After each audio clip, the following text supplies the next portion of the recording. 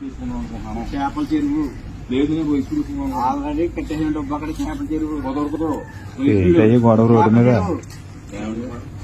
నేను వయసులేద్దాం అది 3 నెలల పంట 4 రోజుడేమో అదును చెప్తాను చేపల చెరువు అన్నాడు అది 4 నెలలు ఇది కరెక్ట్ చెప్పండి ఎంతకు ఎగరేద్దామని రూటిగో నీళ్లు ఉన్నాయి రూట్ అయితే ఇంకా బోట్ ఏం పడుతుంది 3 నెలల పంట ఒక్క నిమిషం మీకు గొడవ ఆపండి. ఈయన ఎవరు వచ్చారు చెప్పేలా ఉన్నారు మీకు. మాకు ఏదో ఒకటి చేయండి రోజు స్పీడా చేపల చెరువు మీరు ఏదో చెప్పండి